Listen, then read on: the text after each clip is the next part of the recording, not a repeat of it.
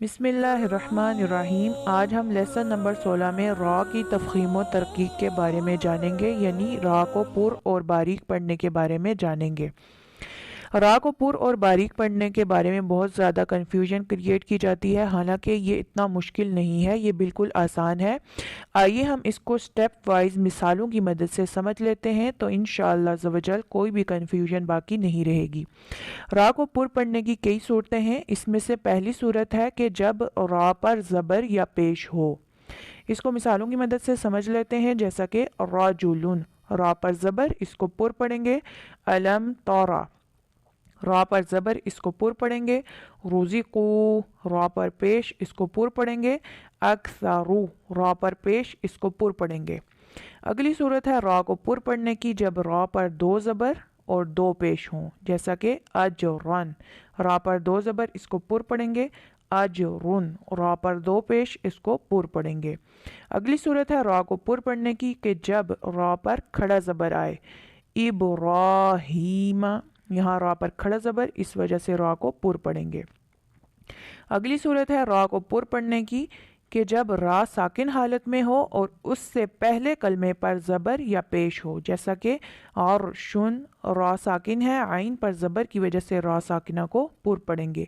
ام صبرنا، را ساکن ہے، با پر زبر کی وجہ سے را ساکنہ کو پر پڑھیں گے۔ ترجعون، را ساکن ہے اور تا پر پیش کی وجہ سے رائے ساکنہ کو پر پڑھیں گے۔ یرزقون، رائے ساکنہ کو یا پر پیش کی وجہ سے پر پڑھیں گے۔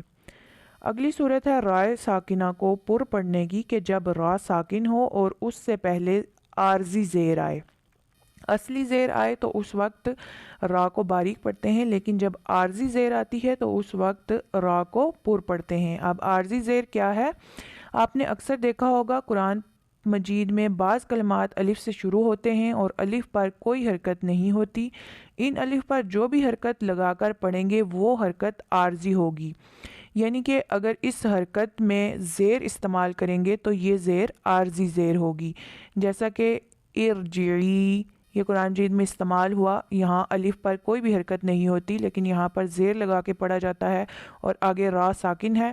اس عارضی حرکت، عارضی زیر کی وجہ سے اس را ساکن کو بھی پر پڑھیں گے۔ اس کی مثالیں ہیں ارجع، ارجعو، ارجعی، ارکعو۔ ان تمام مثالوں میں الف کے نیچے جو زیر ہے یہ عارضی طور پر لگائی گئی ہے، اس لیے اس را کو پر پڑھا گیا ہے۔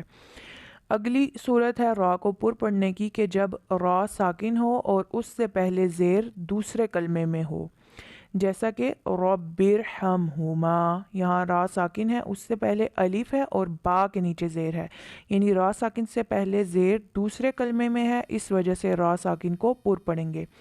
رب ارحمہما، رب ارجعون، ان ارتبتم، ام ارتابوا۔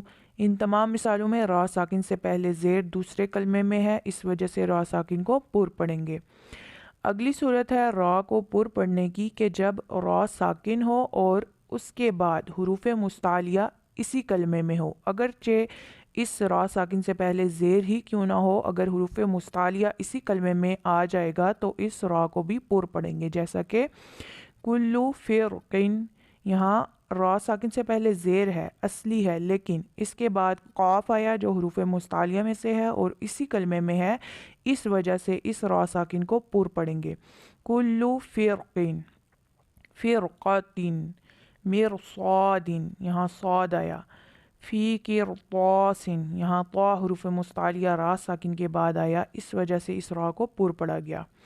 اب ہم دیکھ لیتے ہیں کہ را کو باریک پڑھنے کی صورتیں کیا ہیں۔ را کو باریک پڑھنے کی 3 صورتیں ہیں، یہ پر پڑھنے کی صورتوں سے کافی کم ہیں۔ اگر ان 3 صورتوں کو یاد رکھا جائے تو اس کے علاوہ جو بھی جس صورت میں بھی را آئے گا تو اس کو پر پڑھیں گے اور ان 3 صورتوں میں را کو باریک پڑھیں گے۔ پہلی صورت ہے را کے نیچے زیر یا 2 زیر ہو، جیسا کہ والنہاری، را کے نیچے زیر، رجال، را کے نیچے زیر باریک پڑھیں گے، امرن، را کے نیچے 2 زیر باریک پڑھیں گے۔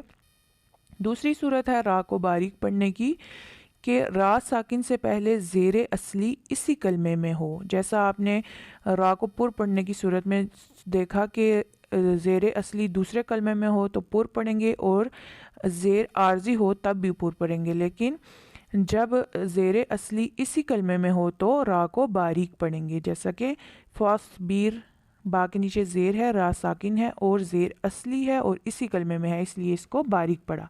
کم فانذر، یہاں بھی را ساکن ہے، زال پر زیر جو ہے اسی کلمے میں ہے اور اصلی ہے، اس وجہ سے را کو باریک پڑھا. تیسری صورت ہے را کو باریک پڑھنے کی، را ساکن سے پہلے یا ساکنہ ہو. جیسا کہ خیر، یہاں ہم نے را کو وقف کی وجہ سے ساکن کر دیا اور پیچھے یا ساکنہ ہے، اس وجہ سے اس را کو باریک پڑھیں گے. خیر. نذیر، یہاں بھی را کو ساکن کر دیں گے اور باریک پڑھیں گے کیونکہ اس سے پہلے یا ساکنہ ہے. یہ تھی را کو پر اور باریک پڑھنے کی صورتیں. امید ہے آپ کو ان کی اچھی طرح سے سمجھ آ گئی ہوگی اور کوئی بھی کنفیوژن باقی نہیں رہی ہوگی. قرآن مجید پڑھتے وقت بھی ان چیزوں کا خیال رکھ کے را کو پر اور باریک پڑھیے. اس سے تلاوت میں بہت زیادہ حسن پیدا ہوتا ہے، تغنم پیدا ہوتا ہے، جو ہمارے پیارے نبی صلی اللہ علیہ وآلہ وسلم کو بہت زیادہ محبوب ہے. آج کی کلاس کے لیے اتنا ہی. اجازت دیجیے. اللہ نگہبان.